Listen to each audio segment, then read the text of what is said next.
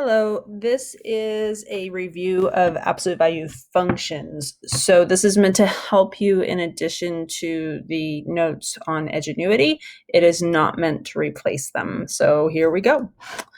All right. So first thing we need to do is we need to define absolute value.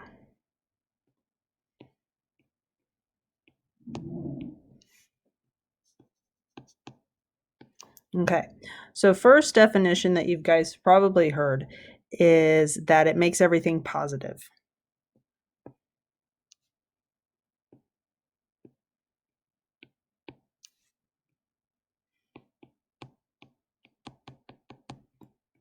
And that's kind of sort of true. And then the second definition that you've probably heard is this one. It is the distance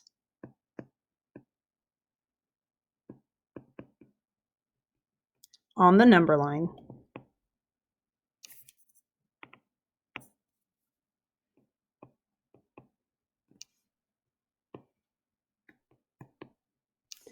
from 0. The thing about distance is it doesn't have a sign, it's just a magnitude. So if you've taken physics, you know that distance is always positive, has no sign, and displacement, has what we call a vector, which means it has a direction and magnitude. Absolute value doesn't have that. Okay, the third definition for absolute value is the formal one, which we're going to deal with in a few moments, but I'm going to go ahead and put it up, is this one.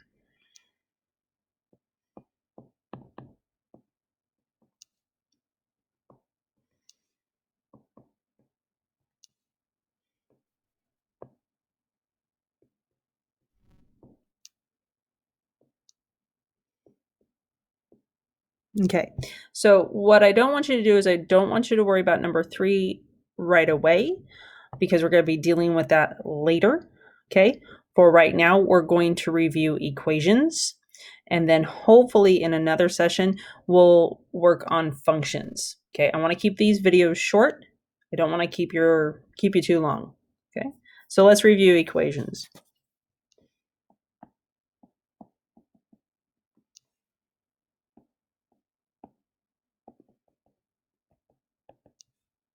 So I have a very simple one. The absolute value of x is equal to 5. This essentially means, okay, that the distance of x from 0 is 5 units.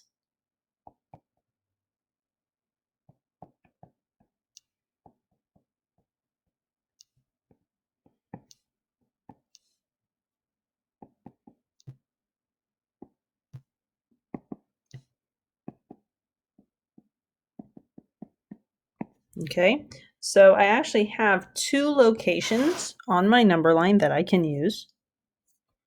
Let me get my ruler out.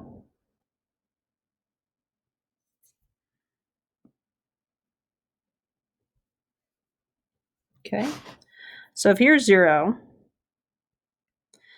then 5 is obviously 5 units away from 0, and so is -5.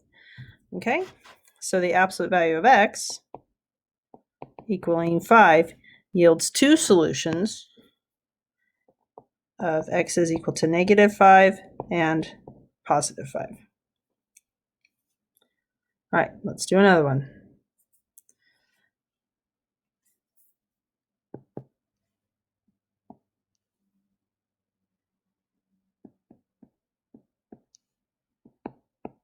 Okay, so it just made this a little bit tougher. Okay, we can think of this as a transformation. We moved our x right 1. Okay, so we can think about it as the distance from 1 is 10 units. We could do it like that. Or we could do the famous shortcut where we consider, okay, well, I can approach my 0 or my center point from either the left hand or the right hand side. On the left, we have a negative, and on the right, we have a positive.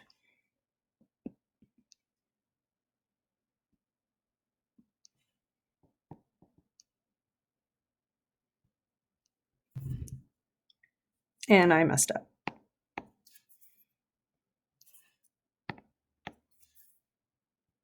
Isn't that great when the teacher makes mistakes? All right, so let's try a harder one.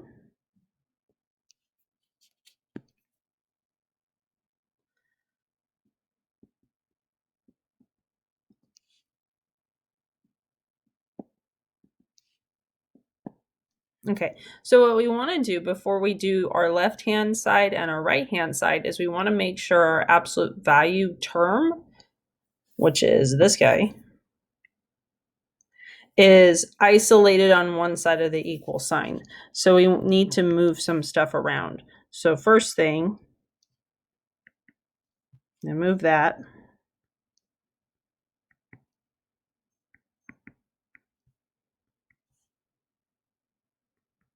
Okay, so now since our absolute value term is isolated, now I can go ahead and consider the distance of this from 0 is 5 units. So now I can do my rewrite. Left-hand side, right-hand side. So subtracting your 5 from both sides and dividing by 3. Subtracting your 5 from both sides and dividing by 3. Okay. All right. Let's do 2 more, and then we will be done with our review of equations.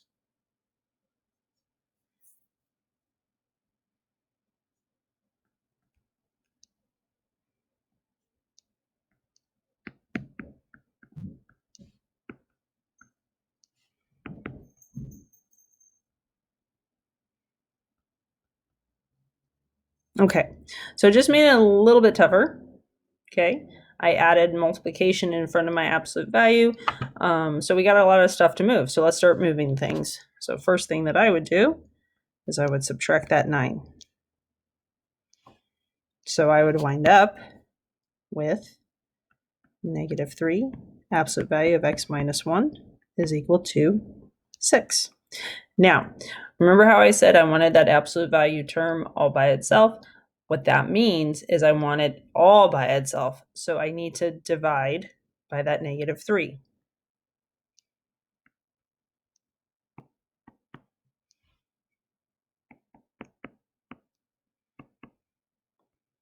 Now, warning bells should be going off right now.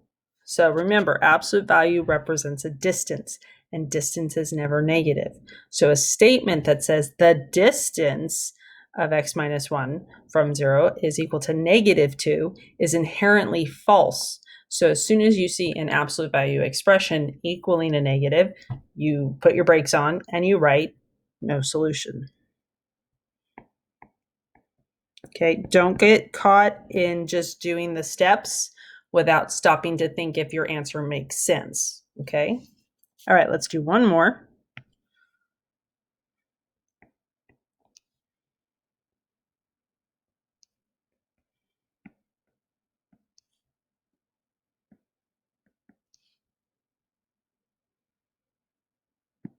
Okay, now notice this one is similar. Okay, it looks similar, but we shouldn't jump to the conclusion that this is no solution just because it looks similar. Let's go ahead and go through the steps. Okay, so we're going to add our 8.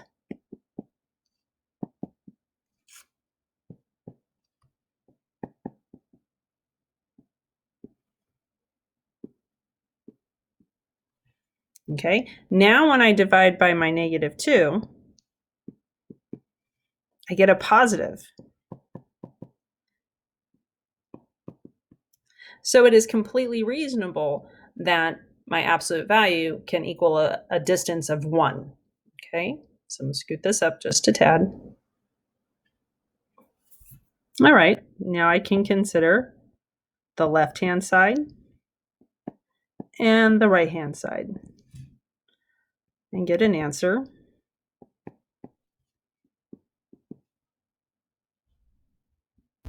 like that.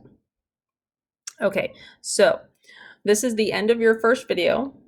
I don't want these to be too long. So the next video we're going to do is we're going to talk about graphing absolute value functions. All right. Thank you for watching, and I'll see you in class.